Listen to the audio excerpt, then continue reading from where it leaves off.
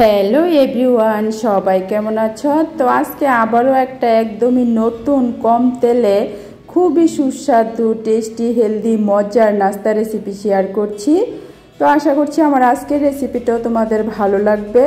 তো যদি একটু ভালো লেগে থাকে তাহলে বলছি প্লিজ একটা লাইক করে দিও, আর অবশ্যই আমার চ্যানেলটাকে সাবস্ক্রাইব করে দিও এরকম নতুন নতুন টেস্টি হেলদি মজার রেসিপিগুলি দেখার জন্য। তো একদমই কিন্তু সহজভাবে খুবই কম সময়ের মধ্যে ঝটপট কিন্তু এই নাস্তা রেসিপিটা তোমরা তৈরি করে বাচ্চাদেরকে স্কুলের টিফিনে দিয়ে দিতে পারো অথবা সকালে ব্রেকফাস্টে বানিয়ে নিতে পারো। তো খুবই কিন্তু হেলদি আর টেস্টি মজার রেসিপি। তো চলো রেসিপিটা শেয়ার করছি। তো প্রথমে দেখো আমি একটা মিডিয়াম সাইজের আলু খোসা ছাড়িয়ে জলের মধ্যে ভিজিয়ে রেখেছি। তো এখন এই আলুটাকে আমি গ্রেট করে নেব। তো গ্রেটারের যে মোটা অংশটা আছে সেটা দিয়েই আমি গ্রেট করে নেব। তো আলু আর ডিম দিয়ে কিন্তু খুবই হেলদি টেস্টি মজার এই নাস্তাটা অবশ্যই একবার বানিয়ে খেয়ে দেখো। একদম সহজভাবে কিন্তু তৈরি করে নেওয়া যায়। আশা করছি সবারই অনেক বেশি ভালো লাগবে। তো দেখো আমার আলুটা গ্রেট করা হয়ে গেছে। তো এখন আমি আলুর মধ্যে জল দিয়ে দিচ্ছি। তো জল দিয়ে এই আলুটাকে আমি ভিজিয়ে রাখছি, তা না হলে কিন্তু আলুটা কালো হয়ে যাবে। তো এখন আরেকটা বাটির মধ্যে আমি অর্ধেকটা গাজর নিয়েছি। তো গাজরটাকেও আমি একইভাবে গ্রেট করে নেব। তো তোমরা চাইলে কিন্তু গাজরটা বাদ দিয়েও করতে পারো, শুধু আলু আর ডিম দিয়েও কিন্তু এই নাস্তাটা তৈরি করা যায়। তবে আমার ঘরে গাজর ছিল তাই আমি গাজর দিয়েছি। আর এভাবে কিন্তু চুপি চুপি বাচ্চাদেরকে কিন্তু অনেক সবজি খাইয়ে দেওয়া যায়। তো গাজরটা আমার গ্রেট করা হয়ে গেছে। তো এখন আমি গাজরের মধ্যে দিয়ে দিচ্ছি 2 চামচ আটা। তোমরা চাইলে কিন্তু ময়দাও দিতে পারো, তবে আটা কিন্তু হেলদি অপশন। তো এখন দিয়ে দেব পরিমাণ মতো লবণ।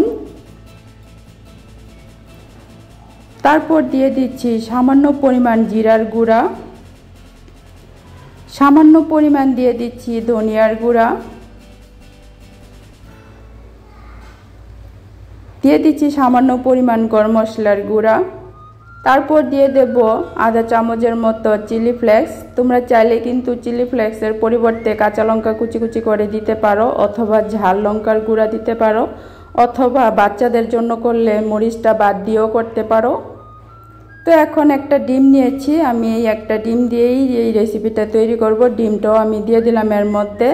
তারপর যে আলুটা আমি গ্রেট করে ভিজিয়ে রেখেছিলাম সেই আলুটাকে এখন হাত দিয়ে ভালোভাবে চিপে জলটা ঝরিয়ে তারপর নিয়ে নিচ্ছি।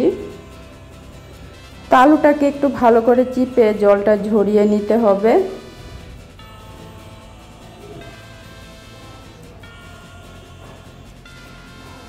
তো দেখো আলুটাও আমার নেওয়া হয়ে গেছে। তো এখন আমি সব কিছু একটু ভালো করে মিশিয়ে নিচ্ছি। তো তোমরা চাইলে হাত দিয়েও একটু ভালো করে মেখে নিতে পারো। তো আমি চামচের সাহায্যে সব কিছু ভালোভাবে মিশিয়ে মেখে নিচ্ছি।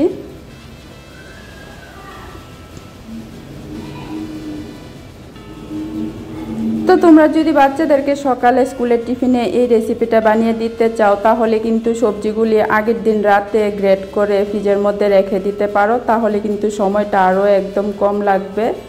তো এখন দেখো আমি একটা মিডিয়াম সাইজের পেঁয়াজ পাতলা পাতলা লম্বা লম্বা করে কেটে নিয়েছিলাম। তো সেটা এখন হাত দিয়ে একটু চটকিয়ে পাপড়ি বা লেয়ারগুলিকে ছাড়িয়ে নিচ্ছি। তো এভাবে ছাড়িয়ে আমি দিয়ে দিচ্ছি। তো এখন আবারও এইগুলিকে আমি পেঁয়াজের সাথে ভালো করে মেখে নিচ্ছি।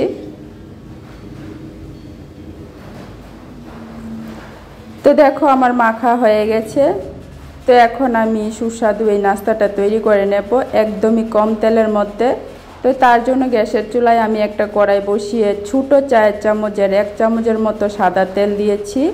তো তেলটাকে দিয়ে এখন ব্রাশ করে দিচ্ছি। একদমই কিন্তু কম তেলের মধ্যে এই নাস্তাটা তৈরি করে নেওয়া যায়।